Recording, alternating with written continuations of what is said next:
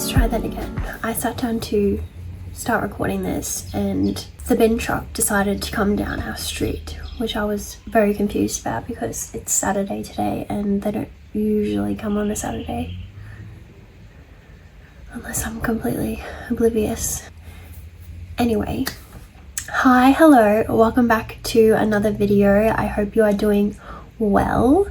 In today's video, as you probably saw from the title, we are going to be reading sad books for a week. And this doesn't really scare me whatsoever because I am not a stranger to a sad book. I love sad books. I love books that are really emotional and make you feel, bring out all the emotions within you. I love books that make you think about different perspectives and different ethnicities and about love and life and meaning and what's important, and I love getting all of that from emotional books. So I am definitely not a stranger to a sad book. I actually really quite enjoy sad books. I'm also not a stranger to laying in my bed in the middle of the night and literally breaking down from whatever it is that I'm reading. So that's what we're going to be doing for this week. I am currently reading The Winners by Frederick Backman, and I am about 60% of the way through, maybe a little bit more now. And we're actually going to jump back in time because I have been filming this for the last couple of days, but I never did an intro. So we're going to jump back in time and continue reading this and giving updates. Yeah, that's what I have planned for this week. We're just going to be reading a couple sad books. I have finally got my hands on Releasing 10, which is the next book in the Boys of Tommen series, and it took me like 2 weeks after the release date to get my hands on that in the town that I live in. So I'm super excited to read that one next, and from there I'm not sure if we'll get to another book, but if we do, I'll just pick what we're going into from there. Yeah, I think those are the two books that I'm going to try and tackle in this video. So we've got The Winners, which I know it's just building up and I think it's going to crush me if something bad happens to Benji. It keeps hinting at something awful happening to literally one of my favorite characters ever. I adore him and I just don't want anything bad to happen to him. So yeah, we're just gonna continue reading The Winners, and the next book that we're jumping into will be Releasing 10, which I know is going to be a heart-wrencher because I've seen so many reviews already. I've seen so many videos of people just crying and crying and crying over that book. And if you've read the other 5 books in the series, they're all super, super emotional and super, super traumatic. I'm excited to jump into that one. I know that's probably a bad way to explain it, but I am excited to see and understand what the characters are going through. So we're gonna jump back in time now and then we'll catch up again later.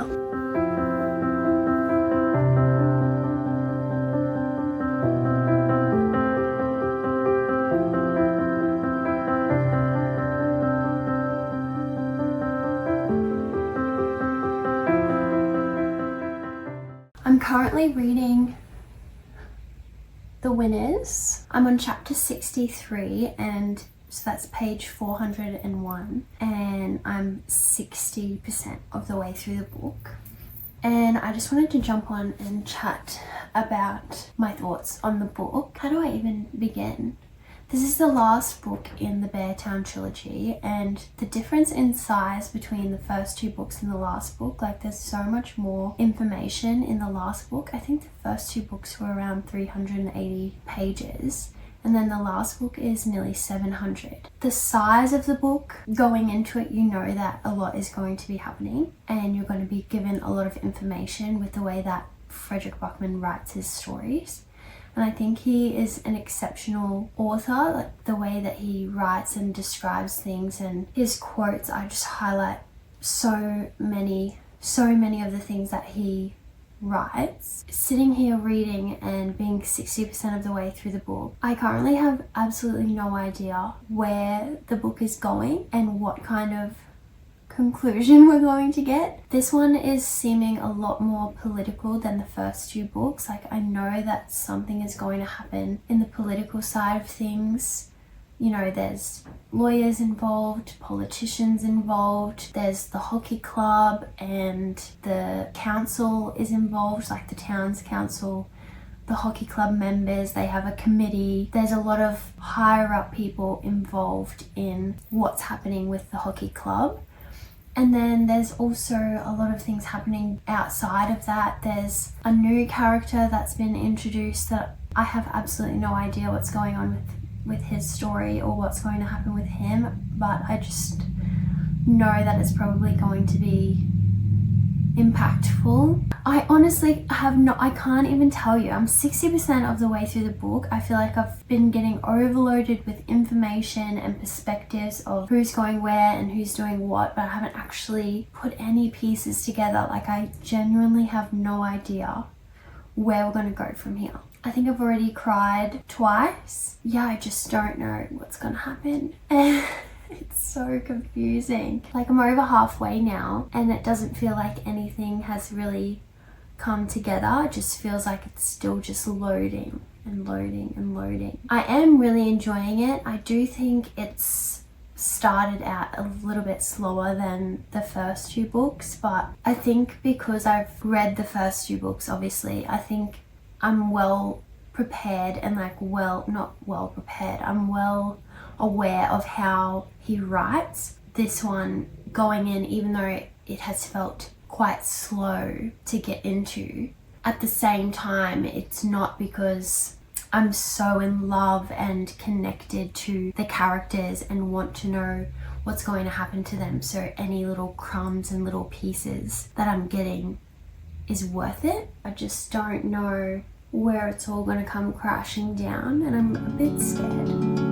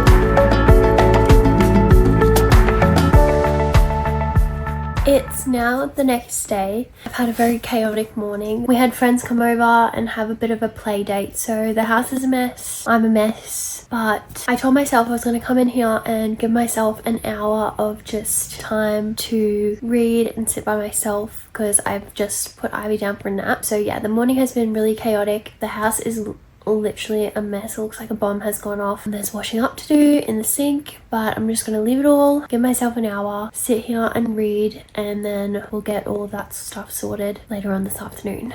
It is just right on 12 o'clock, so it's right on midday at the moment, and I am around, I think I'm 85% of the way through, so we've got bang on 100 pages left to go, and I'm ready for the emotional roller coaster that this is going to send me on. So let's get reading.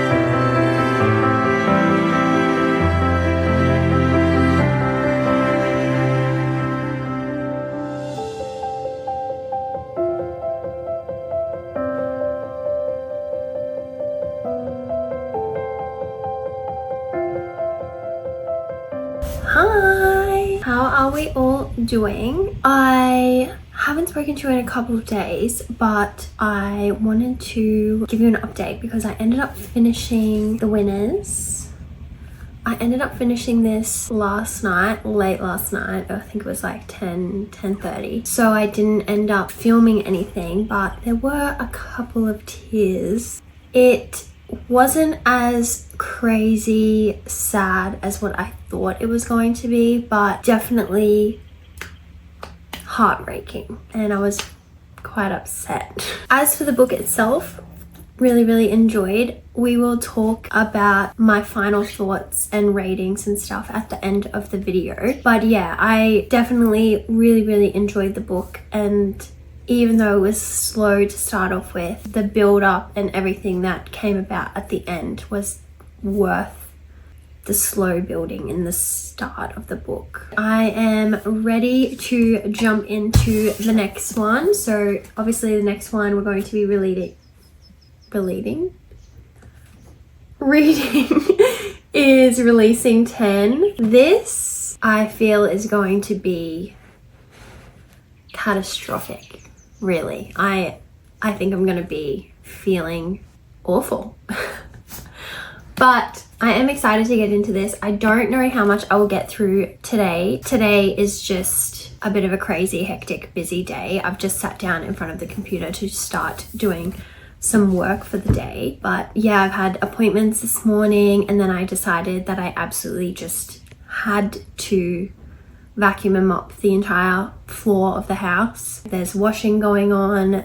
I need to do some work. Ivy's just fallen asleep. And then this afternoon we have gym, and we go to dinner with family members each week. So that's tonight. And then tonight is also State of Origin night. So game 2, big deal.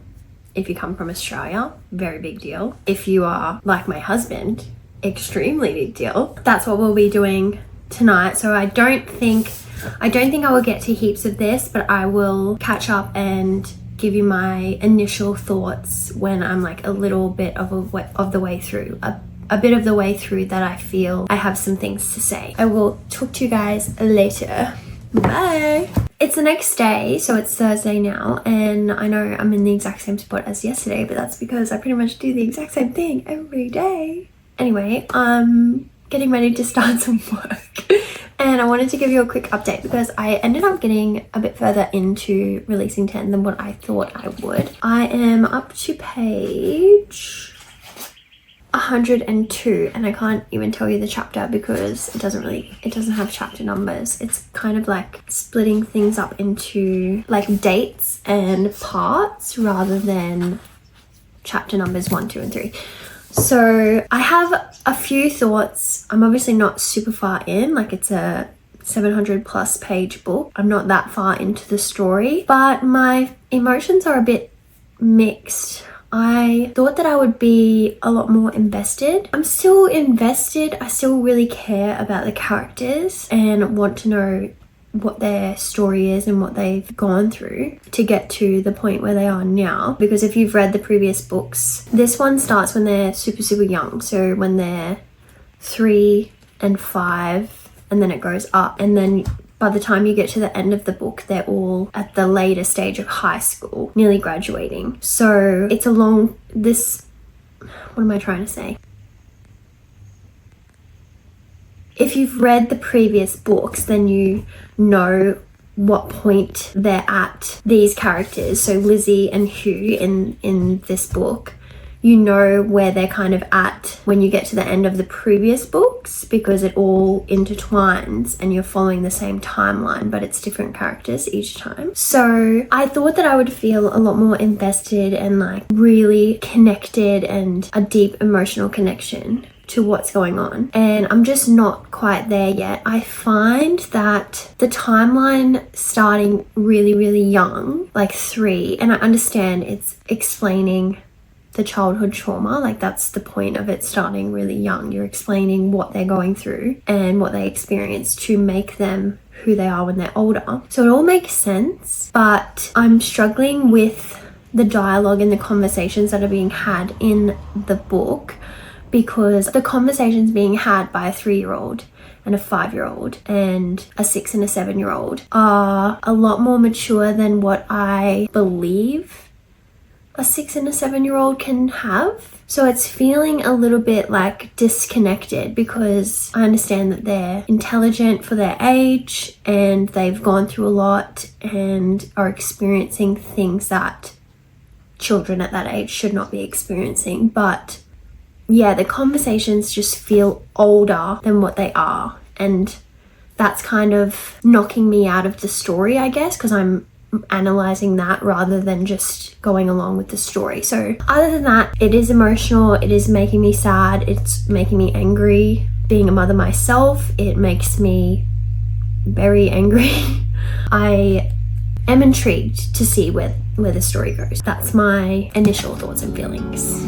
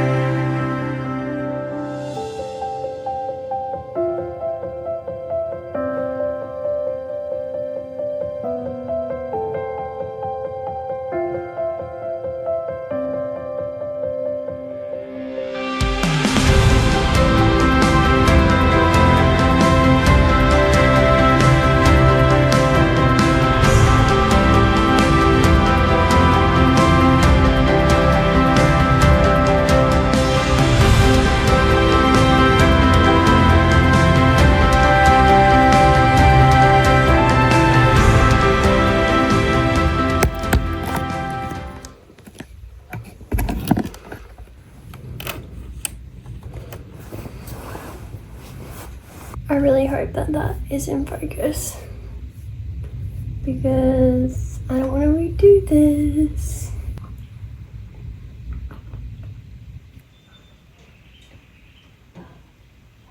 I'm just gonna go for it because I've tried to film this for like the last hour and nothing is working.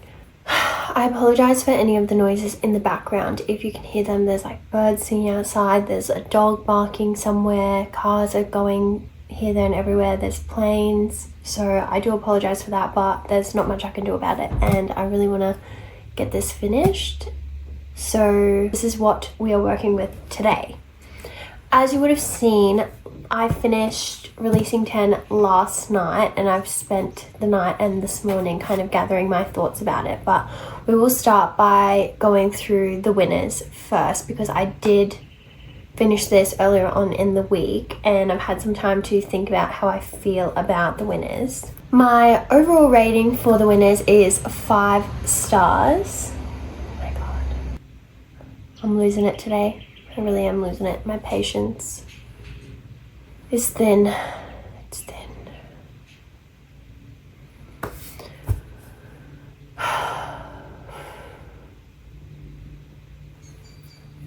doesn't matter. It's not that deep. So, the winners. My overall rating for the winners is going to be 5 stars. I absolutely adore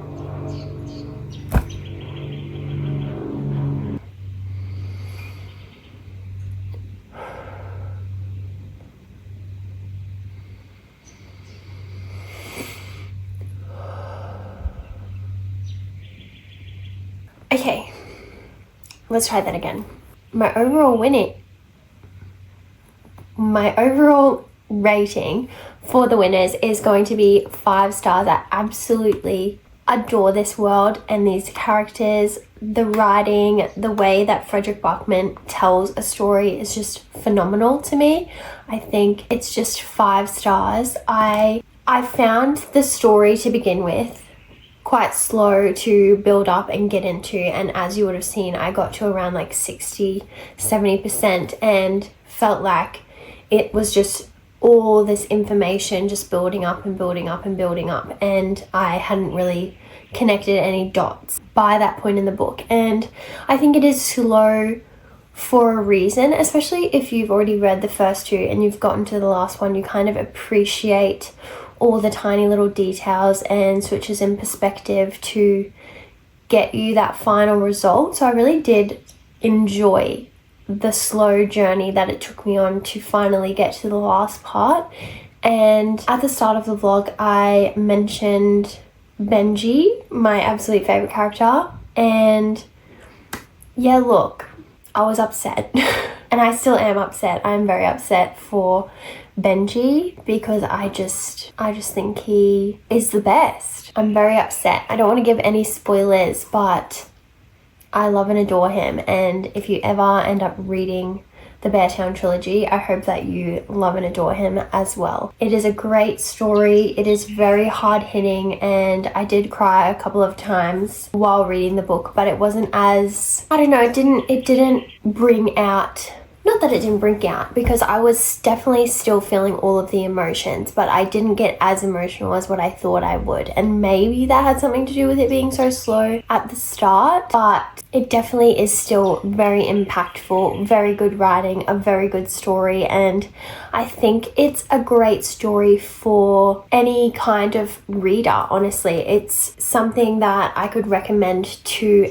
anyone. It covers such a broad range. I know it's about hockey and sports, but really it encompasses so much more than that. And I think that's a great book because I can recommend it to people from all walks of life. Could read this book and get something out of it and be connected to the characters in a special, unique way. So I think that is what makes it such a great story. So 5 stars for this one, absolutely love. Moving on to the second book that we read in this vlog, which is Releasing 10 by Chloe Walsh. This one, I don't know. I'm trying to gather thoughts and say my honest thoughts and feelings while also being sensitive to other readers and the topics that are discussed in this book, because they are unique and they're sensitive, and I don't want to say anything that takes away from the value that I know other people would get from reading this book and reading the whole Boys of Tommen series. Now, I actually do love the Boys of Tommen series, and I love and appreciate the way that Chloe Walsh brings awareness and insight into mental health in all of her books, especially in young people. You know, these are teenage kids in going through high school and going through the motions and experiencing some very serious and dark topics, and she brings a lot of awareness and light to mental health in her books, and I will always appreciate that. With, you know, struggling with my own mental health things, I've done my bachelor's degree in psychology at university, so I always really appreciate mental health being discussed and having more awareness and understanding of that and what people go through. As for the book itself, I do not think that this book needed to be 731 pages. I think 731 pages for this specific story and the way that it flowed was too much and too long. There was a whole chunk towards the back end of the book, like probably like this much, if you can see that. This section, it was just super repetitive. It was the same scene and scenario, same scene, same scenario, but in different forms. Like the exact same thing was happening in every single chapter. It was just at a different location, in a different house, in different buildings, different areas. It was the exact same conversation, the exact same thing was happening in each chapter. I understand it to a point. It's part of the story and the build up to the final, what would you call that, catastrophic event, and I understand that, but it did not need to be 200 pages worth of the exact same scene and the exact same conversation, just slightly altered. I think you could have cut it down. I also think the story itself, because it starts from when they're very young to getting them up to being around 16 years old. Like the book starts when the female main character and the male main character are 3 and 5 respectively. That's a very young age to start their storyline, and while I think that made sense, and while I think that it wasn't wrong to start it that young, it also made it impossible for her to create big gaps within that timeline and take away big chunks of time, specifically because of what the character is going through and what they're experiencing. You kind of have to give the entire timeline of 16 years. That to me made it repetitive and too long, and lots of the same scenes and scenarios happening over and over and over again. And I think it could have been edited down slightly better to make it flow a bit nicer, with still the same scenes and the same stories and all of that still happening, but just not as much and not as repetitive, so that you don't have to read 731 pages to get the same results. That's kind of one of my negative aspects with the book, and I also really struggled with finding it realistic. I found the mental health side of it realistic. I found, the traits and the trauma and the things that they experienced and the way that they responded realistic, but the conversations that are 7 to 11, 12, even older ages weren't realistic for me, of how a child actually talks and how a teenager actually talks. And I felt that in certain scenes they seemed very old and mature for their age, and then in some scenes they seemed young for their age. It just kind of took me away from the story. I still found it super emotional. I cried at the very end of it because it is heartbreaking, and I actually did not realize that Lizzie and Hugh, which is the two main characters, I did not realize that they were getting another book. So not only is it 731 pages of this, but they're getting a whole second book that follows on from where we got to in this. Yeah, I just did not realize that. I was kind of waiting for the timeline to catch up with the last book, and it didn't, and it will in the next book. But yeah, I wasn't expecting to have to read like another 700 pages to get all the answers that I'm trying to get. But I will continue reading the series because I do love it and I do love the characters. I definitely feel like I have more of an understanding of these two characters because you do get perspectives of them, not perspectives, you get little glimpses of them in the previous books. So it did help with that, but yeah, definitely not my fave. I think for a rating for this one, I'm going to go with around 3.5, 3.75. I might put my final rating when I edit this, but definitely not my fave. This is probably my least favorite out of the Boys of Tommen series. And I am very sorry if that offends anybody and if I'm being unsensitive, but I'm really trying to be very sensitive because I know that the topics are serious and heartbreaking, and the audience for these books should be and definitely needs to be a mature audience because it does tackle some very dark, hurtful, scary things. So that is the two books for this video. I want to thank everybody for watching, and I really hope that you enjoyed this video and this reading vlog. I'm hoping to keep it going and keep the ball rolling. I'm having a lot of fun making these and, you know, having somebody to discuss books with. If you have any video ideas that you would like me to create and make, please leave a comment down below. Give this video a thumbs up if you enjoyed. If you have any video ideas that you would like me to make or that you think would be good, please leave a comment down below. Give this video a thumbs up if you enjoyed it. If you would like to, please subscribe to my channel. It would mean the world to me, and I appreciate all the support that I can get. I hope you enjoyed, and hopefully I will see you next time. Thanks for watching. Bye.